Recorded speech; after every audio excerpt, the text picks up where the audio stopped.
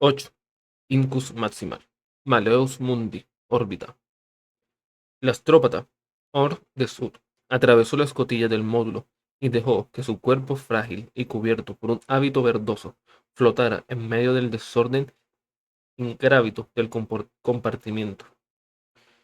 Llevaba unas gafas negras que ocultaban las cuencas oculares vacías y que, combinadas con su complexión alta y delgada, le daban el aspecto propio de un insecto.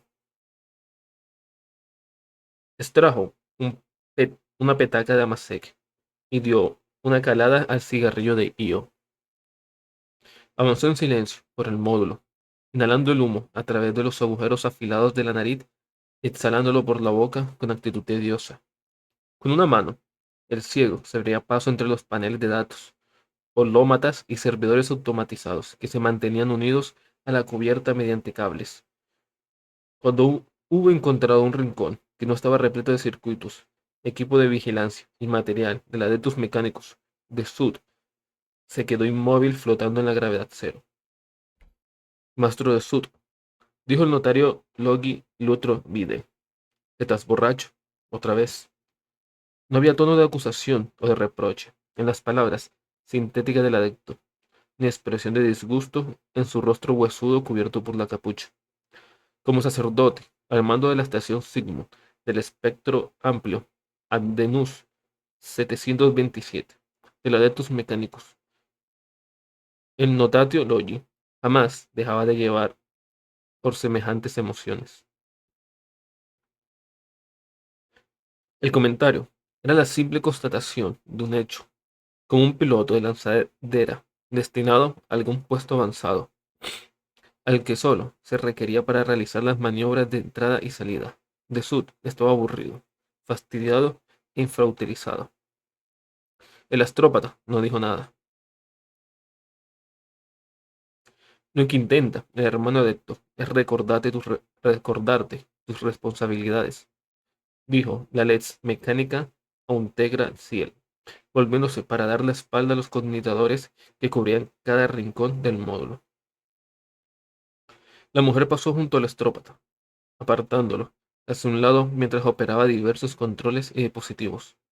La silueta de su connotador craneal era como una estación de investigación en la superficie de un asteroide, con las clavijas y los enchufes de la superficie cubriendo su cabeza completamente rapada. Es la voluntad de los Nisaya, dijo la mujer. Sus sirvientes deben afanarse en recopilar estadísticas para el informe astrotelepático de datos. Por Marte, dijo de Sud, colocando una mano sobre el pecho a modo de saludo y levantando la petaca. Si el informe no llegara a tiempo a la Cholaris diagnóstica del fabricador general, intervino el notatio Logi Videl, eso supondría un desperdicio inaceptable de tiempo, recursos y datos. En efecto, dijo Zul al tiempo que daba otro trago de Amasek. Esa es la razón por la que vamos a abrir un expediente respecto a tu estado y tu capacidad para desempeñar tus tareas, añadió Videl con una indiferencia fría. Un expediente, repitió de Sud. ¡Qué honor!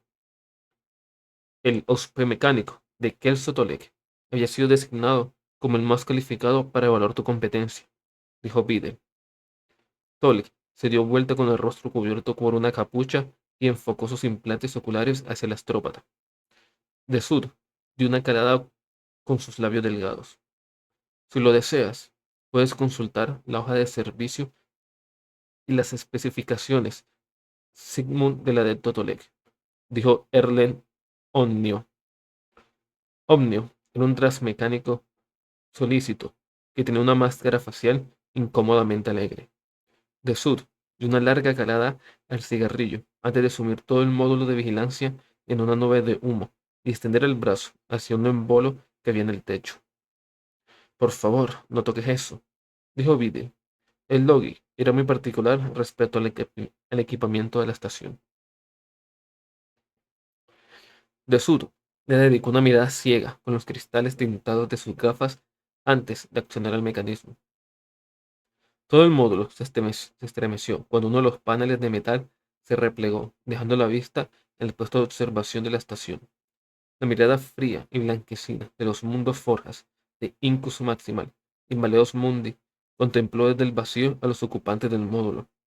Las superficies de ambos planetas estaban cubiertas por las manchas negras de la destrucción. Entre los dos cuerpos podía verse también la silueta oxidada de la luna de ataque, una abominación alienígena de la que llovían cápsulas de desembarco, que caían sobre los planetas helados cual tormenta de nieve. Muy por encima de la masacre desatada por los senos podía verse la flotilla de supertransportes y de arcas de adeptos mecánicos, esperando para recibir los últimos supervivientes de los mundos Forja. A esto es precisamente a lo que me refería, maestro astrópata, dijo Videl, sin mostrar el más mínimo signo de rencor o de frustración que sus acciones pudieran haber despertado. Tu comportamiento, impredecible, debe ser controlado. Esperaba mucho más alguien de tu clase, aunque es únicamente culpa mía. Al fin y al cabo, la carne es débil. El Logi se volvió entonces hacia el Auspets mecánico. Tolek, quiero que incrementes la cobertura de los escáneres, las matrices de los augures y el control de comunicaciones en un 40%, especialmente en los cuadrantes ocupados por contingentes de mecánicos. Sin los filtros, puede que hayamos emitido algún tipo de señal óptica o de energía que delate nuestra posición. Escaneando, dijo el Auspets mecánico. Entiendo que nuestra presencia debe ocultarse al enemigo, dijo De Sud, pero porque también nuestro propio clero y nuestra propia gente. Nos están dejando morir ahí abajo. Pronto, no quedará nadie para detectar nuestra presencia. Mastro de Sud, dijo Vide, ¿conoces la tercera ley de la discrepancia universal? No la entenderá, intervino Autegracie con un tono confiado. Se conoce como la paradoja del espectador, continuó Vide. Establece que cualquier cosa que observe un sirviente del dios máquina se verá afectada por su mirada. Si un magos metalúrgicos toma parte de un experimento, eso podría alterar el resultado químico del mismo. Una forma de vida alienígena puede comportarse de forma diferente si es observada por un magos biologis. Un paciente puede tratar de disimular el dolor u ocultar síntomas si está en presencia de un magos físico. Como puedes imaginar, esta estación Sigmund tiene órdenes muy estrictas del mismísimo fabricador general. Observar en la sombra, registrar, documentar, no intervenir. Esa es nuestra solemne responsabilidad, como también lo es enviar a Marte todos los datos que recopilemos. ¿Solemne responsabilidad? Repitió el astrópata. ¿Y qué de la responsabilidad hacia esa gente? Su pérdida se ha calculado y cotejado frente a las ganancias futuras, respondió Vidney. Y los otros mundos que han caído mientras os afanabais en catalogar la masacre de los sirvientes del dios máquina, espetó Sud con un tono furioso. ¿Qué hay de los gritos agonizantes de la decena de mundos imperiales que he interceptado? Estertores de miles de millones de almas de los que estoy obligado a informar por los decretos ancestrales de mi propia orden, pero que vuestros protocolos prohíben desvelar.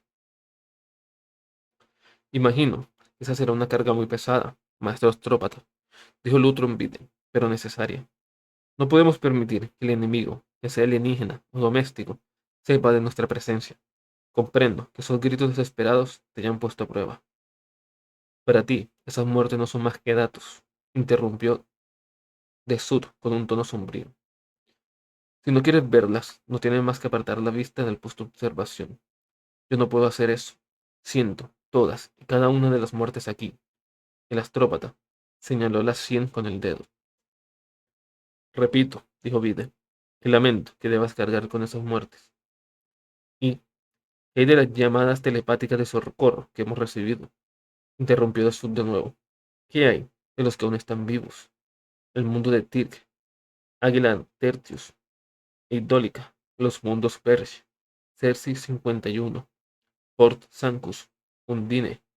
¿Qué hay de todos aquellos a los que podríamos haber salvado de haber quebrantado nuestra querida ley de la discrepancia universal, o de aquellos a quienes otros podría salvar si me permitieras transmitir sus mensajes.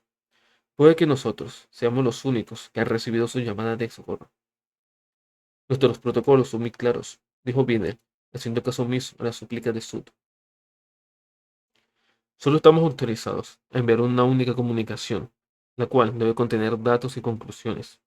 Informe sobre estrategias enemigas, sobre su tecnología y sobre el éxito o fracaso de los mundos atacados a la hora de repeler las invasiones.